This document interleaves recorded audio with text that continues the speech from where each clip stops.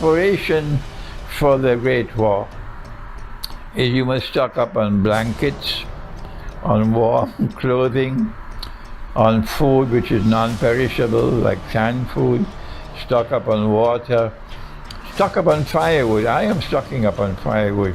Stock up on lighters to light a fire. I have spoken a lot about this, and you will be able to get more security in the remote countryside than in the city, where there will be anarchy when there is no electricity, there is no running water, there is no supply of food. People will be fighting each other dog eat dog in the cities and breaking down your home, your doors of your home, if they suspect you have food. So get out of the cities, please, and go to the remote countryside, as I am myself doing. That's why I'm building that small home. It's just 100 yards away from the beach, the remote countryside of Trinidad, and I can get fish to eat. Now then, the last thing I want to say is to direct attention. If no nuclear war takes place, who are those who are most vulnerable? And the answer, it's women and children who have no husband, no father, no man around them to protect them. So in the same way that I've always advised, when we have a large gathering, if any event takes place that causes panic, every single man who is present must now become the protector of every woman who is present. No man must seek to escape. No.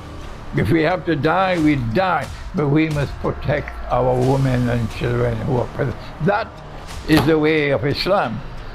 So in the same way that you don't rush to the door, trampling over people to escape if a fire is taking place. No! Every single man in that gathering will go and take care and protect the woman and the children. That is Islam.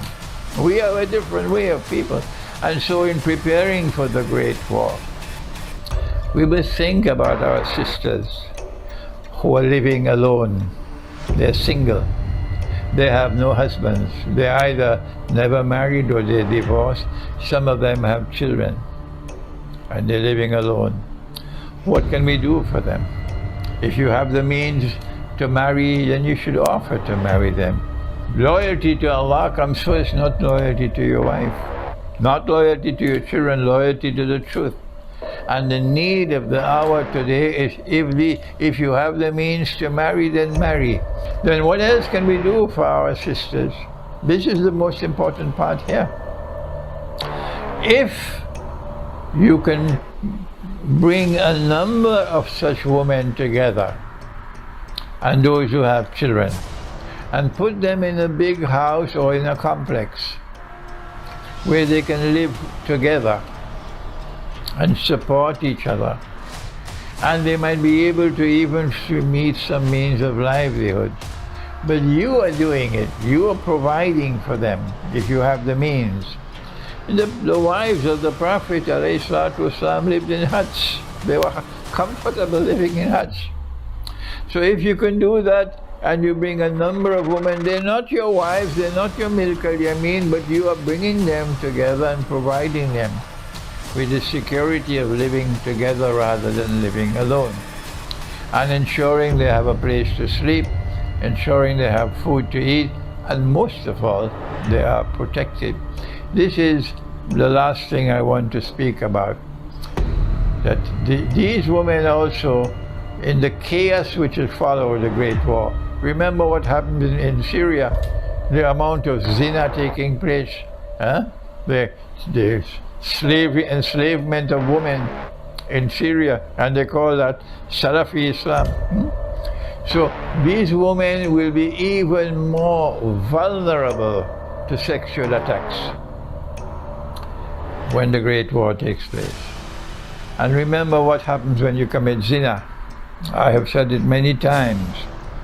Dajjal wants to encourage zina, because when you commit zina, which is adultery and fornication, sexual relations meaning sexual intercourse, without the legal framework of marriage, or medically, I mean, then what happens is that all the nur in your heart is gone, and you are inside, you have only darkness. And when you have only darkness inside, you can't understand the Dajjal. Every tune that the Dajjal plays, you will dance to it the way they dance 3 feet apart in Salat. On all of these massages, they were praying 3 feet apart, and with their face mask, like Dajjal's tune, they were dancing to it, deaf, dumb, and blind. But if you have nur in your heart, you won't do that. I never perform my Salat in any Jamaat with people standing 3 feet apart. Never did it. And I never perform my Salat with a face mask. Never. No, I prefer to pray at home than to go and join that circus. So, if you are able to bring these women together and provide them with some security, and provide them with the means whereby they have food to eat, they have clothing, and they live together to keep the company each other, these women will be safe from that zina out there. Think about our sisters. Think about the sexual predatory who is going to attack them when the Great War takes place. They'll be vulnerable. Think about their vulnerability, our sisters and their children, and act now before the Great War takes place, if Allah gives you the means to protect our sisters. Thank you.